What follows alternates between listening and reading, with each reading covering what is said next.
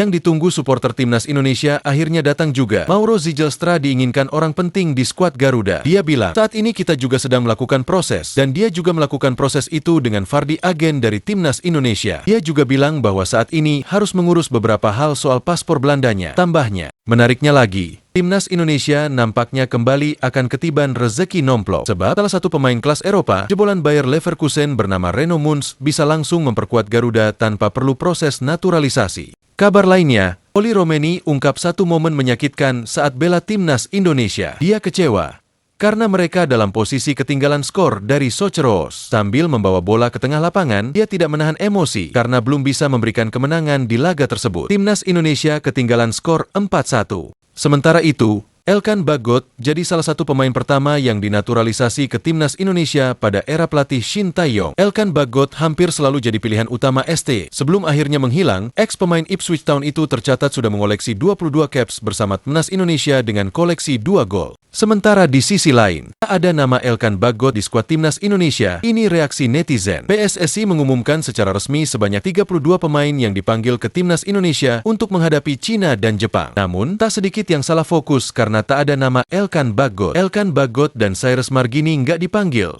Di sisi lain, komentar mantan pelatih Malaysia soal rencana laga timnas Indonesia lawan Harimau Malaya. Hal ini karena kedua tim diketahui memiliki rivalitas yang tinggi, sehingga Ong Kim Sue pun menilai laga ini akan sangat menarik. Menariknya lagi, calon juara Liga Eropa Tengah ini akui keturunan Jawa dan siap bela timnas Indonesia. Layak dibawa Patrick Kluivert?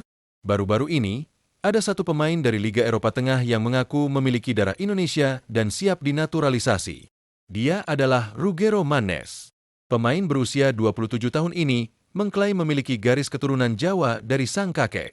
Sementara itu, munculnya nama Nathan Choeon menimbulkan kritikan keras dari para fans di media sosial. Pasalnya, pemain berusia 23 tahun tersebut tidak mendapat banyak menit bermain di level klub sehingga belum cocok untuk tampil bersama timnas Indonesia. Sementara di sisi lain, bukan Feyenoord apalagi Como 1907, sang pemain termahal timnas Indonesia gabung klub ini, kontrak Maes Hilgers bersama The Tukers julukan FC Twente masih berjalan dan tersisa hingga 30 Juni 2026 mendatang. Ada profil pemain lain asal Indonesia yang telah lama dikenal Sartori, Direktur Teknik Bologna, dan dia adalah Maes Hilgers, 22 tahun, FC Twente. Bek tengah berkaki kidal yang akan dibutuhkan, tulis Tuto Mercato Web dalam artikelnya. Harga transfer Maes Hilgers ini menjadi nilai transfer terbesar yang akan dilakukan oleh FC Twente selama musim 2024 hingga 2025. Jika jadi dijual, akan menjadi pemain Indonesia pertama yang memiliki nilai jumlah transfer terbesar dalam sejarah timnas Indonesia. Sementara di sisi lain, selamat datang Pascal Struijk, calon pemain timnas Indonesia diarak di Jalan Raya Inggris. Pemain keturunan Indonesia Pascal Struijk diarak di jalanan Inggris setelah antarkan Leeds United kembali ke divisi utama Liga Inggris Premier League. Dia merayakan dengan warga kota Beeston, Britania Raya.